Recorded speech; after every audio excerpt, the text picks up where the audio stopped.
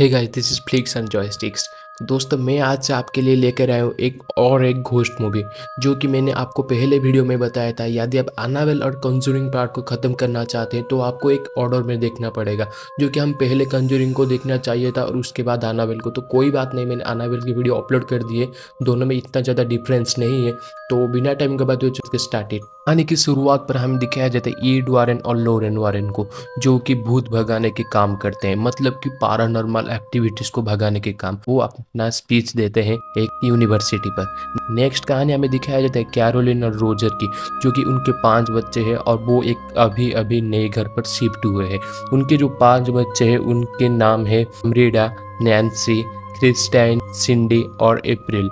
और ये 5 बच्चे अपने घर को देखकर बहुत खुश हो जाते हैं, क्योंकि वो अभी अभी नई घर पर शिफ्ट हुए।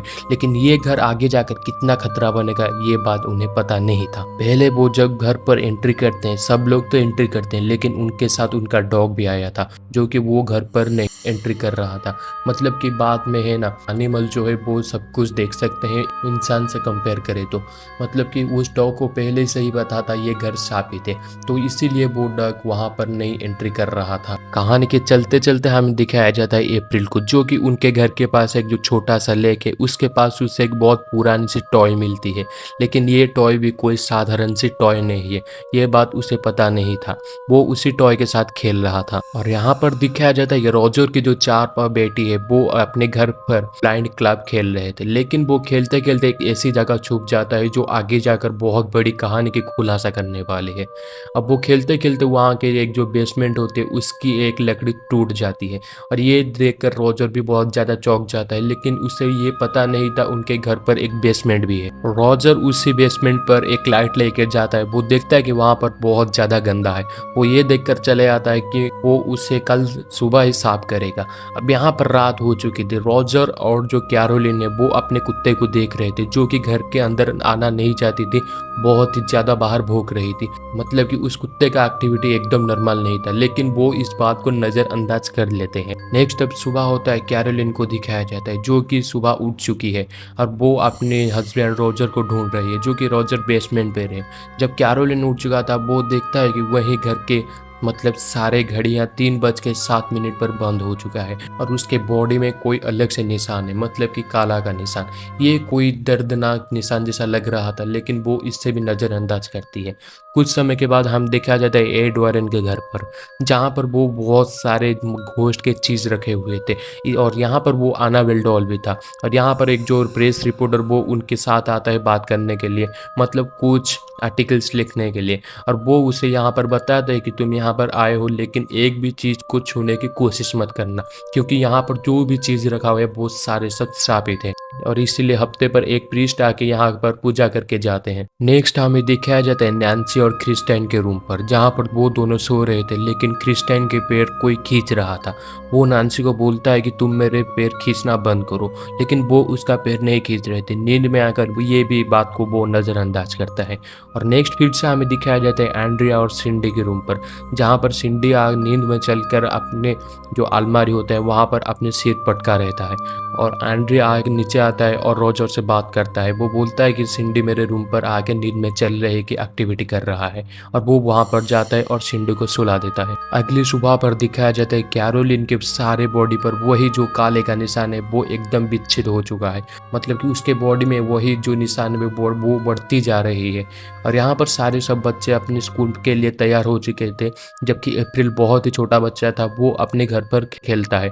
वो अपने मॉम को वही टॉय देता है। वो बोलता है कि ये टॉय में मेरा एक दोस्त है, यदि आप आग बंद कर खोलेंगे तो आप उसको देख पाएंगे। लेकिन ये टॉय एक शापित है, जबकि उन दोनों को पता नहीं था। जब अप्रैल ये टॉय अपने माँ को देती है, मतलब कि रोजर को खेलने के लिए, उसे कुछ भी नहीं दिखाया जाता। नेक्स्ट दिखाया जाता है अप्रैल और रोजर वो ब्लाइंड क्लब खेलते हैं अपने ही घर पर। लेकिन जब रोजर के आँख में पट्टी बांध रही होती है, रोजर उसी रूम में उसे ढूंढने की कोशिश करता है। उसे अलमारी के पास एक क्लैप की साउंड आती है। वो अलमारी के पास जाता है और अप्रैल को पकड़ने की कोशिश करता है, लेकिन अप्रैल वहाँ नहीं था। वो जब पीछे से आवाज़ देता है, रोजर यहाँ पर एकदम एकदम डर जाता है।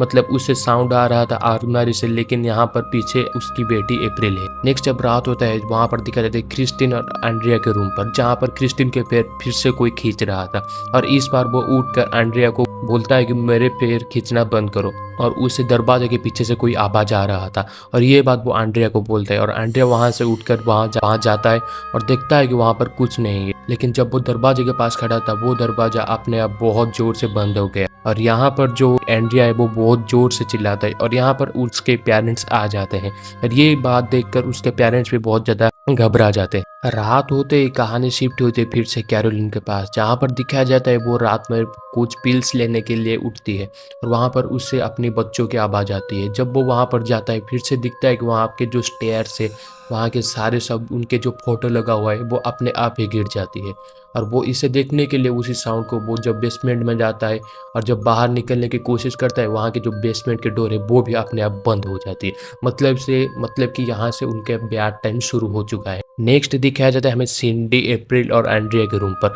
जहाँ पर सिंडी फिर से नींद में चलकर उसी अलमारी के पास अपने सिर मंडरा रही थी और यहाँ पर जो एंड्रिया है वो उसे वहाँ से ले आता है, लेकिन ले आने के बाद उसी अलमारी के पास साउंड फिर से आ रही थी।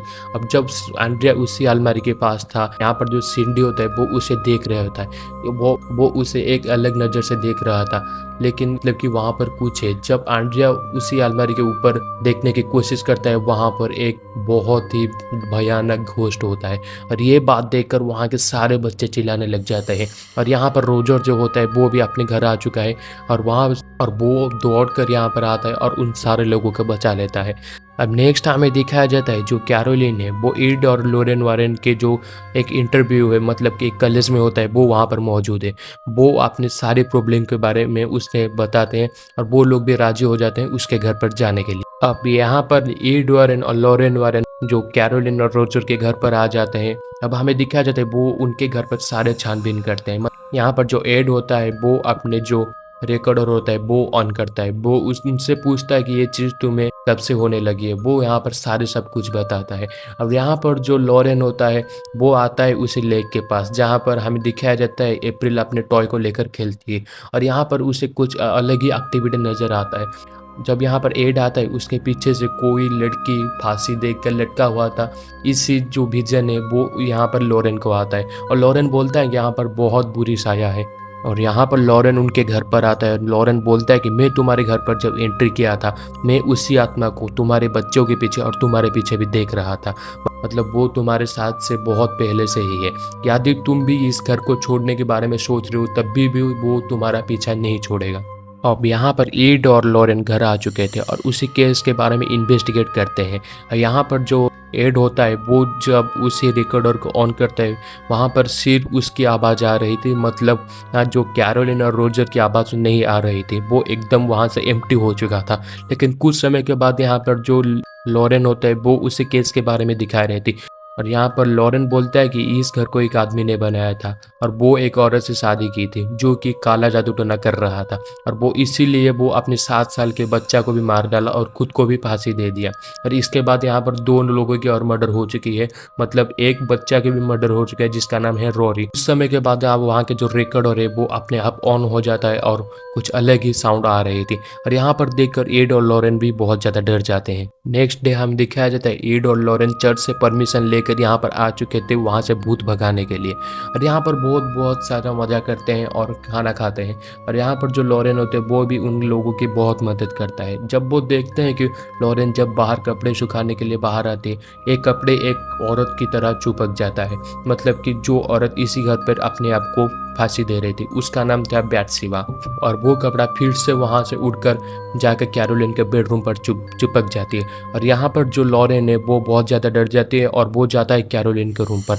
जब कैरोलिन के रूम पर जाता है हमें दिखाया जाता है कि वहाँ पर जो एक सापित फिर से उसके ऊपर एक घोस्ट आकर हावी हो चुकी थी, लेकिन जब लॉरेन वहाँ पर पहुँचा तो वो देख रहा था जो कि कैरोलिन है वो वहाँ पर उल्टी कर रहा था। वो बोलता है कि मैं यहाँ पर ठीक हूँ, मुझे अब कुछ नहीं हुआ है। लेकिन यहाँ पर जो लॉरेन होते हैं वो उसका एक्टिविटी उसे कुछ अच्छा नहीं लगता, मतलब कि कैरोलिन का एक्टिविटीज़। यहाँ पर एड और लॉरेन के साथ एक पुलिस भी आ चुका था, मतलब कि उनकी हेल्प करने के लिए। वो जब रात में अपनी कॉफ़ी बनाने के लिए जाता है, उसे वही मतलब कि जो नौकरानी थी उसी घर की, उसे उसका आत्मा दिखाई रही थी और वो बहुत ज़्यादा डर जाता है और वो बहुत चिल्लाता है। और यहाँ पर एड और लॉरेन भी आ चुके थे। यहाँ पर हम देखते हैं जब रात होता है, सिंडी फिर से नींद में चलने की एक्टिविटीज़ कर रहा था। अब जब वो चल रहा था, वहाँ के जो वो कैमरा रखा गया था वो अपने आप पिक्चर क्लिक कर रहा था। मतलब कि वो ऐसा कैमरा था कि वहाँ के टेम्परेचर यदि थोड़ी सी भी घटी या बढ़ी, वहाँ पर अपने आप पिक्चर क्लिक हो जाता है। अब यहाँ पर जो रॉजर होता है वो अपने बच्चे को बचाने के लिए जाता है, लेकिन यहाँ पर एड उसे मना करता है। वो बोलता है कि वो अकेला नहीं है, उसके पीछे और कोई है। और जब वो एक रूम पर एंटर करता है, उसी रूम का दरवाजा अपने आप बंद हो जाता है। अब यहाँ पर एड और रॉजर सारे लोग उसी दरवाजे को तोड़ने के लिए जाते हैं, लेकिन वहाँ पर वो उसे सिंडी को ढूंढते हैं, लेकिन वो सिंडी को नहीं पाते।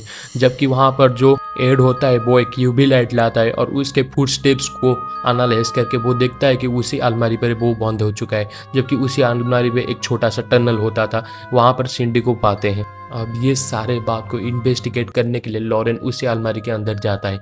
जब वो जाता है, वहाँ पर उसी टॉय का निशान होता है जो कि अप्रैल ने खेल रहा था। और ठीक उसी समय वहाँ के जो बेसमेंट है वो एकदम टूट जाता है और लॉरेन नीचे गिर जाता है। और वहाँ पर उसे सारे विजन आ रहे थे, मतलब वहाँ की जो भी सारे एक्टिविटीज़ है, और उसके ऊपर अटैक होना शुरू हो जाता है। और यहाँ पर लॉरेन भी बहुत ज़्यादा डर जाता है। वो यहाँ पर बेसमेंट से ऊपर आ चुकी थी और शुक्र है उससे कुछ नहीं हुआ था और एड उसे यहाँ पर बचा लेता है। अब लॉरेन यहाँ पर आकर बोलता है कि मुझे जो भी कुछ पता चला, यहाँ पर जो आत्मा है वो सारे माओ पर हावी होती है, मतलब सारे माओ पर हावी होकर अपने बच्चे को मार लेता है। और यहाँ पर वो जो आत्मा है वो अब कैरोलिन के ऊपर आ चुका है, वो यहाँ पर उसके ऊपर हावी हो चुका है, मतलब वो उसके बच्चे को भी मारने के लिए अब कोशिश करेगा। अब ये सारे बात होने के बाद लॉरेन जब वहाँ के जो लेक के पास आते हैं, उससे अपने बच्चे की लाश दिखाई जाती है।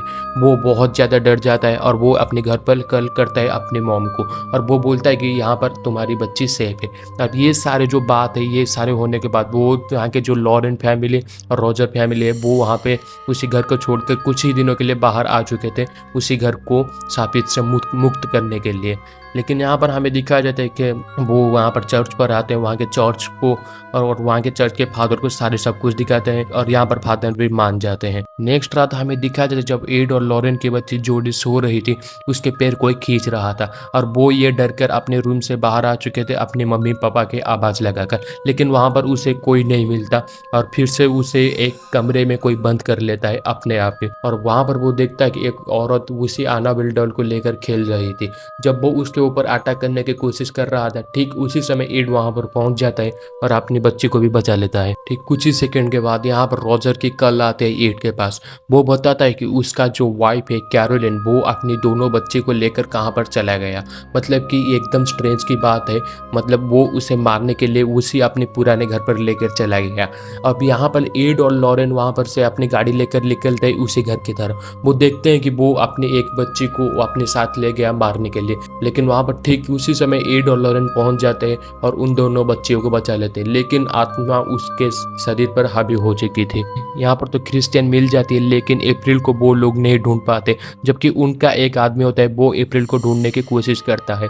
अब यहाँ पर हम देखते हैं वो जो कैरोलिन के वो एक चेयर से उसे बांध लेते हैं और उसके ऊपर होली वाटर छींचते हैं, जबकि वो बहुत ज़्यादा गुस्सा हो जाता है, मतलब इतना सारे गलत एक्टिविटी कर रहा था जो कि देखकर आपके दिल मतलब फटकर बाहर ही आ जाएगी। ये सीन इतना डरावना था। लेकिन यहाँ पर उनका जो आदमी है वो अप्रैल को ढूंढ लेता है, वो बोलता है कि वो नीचे है।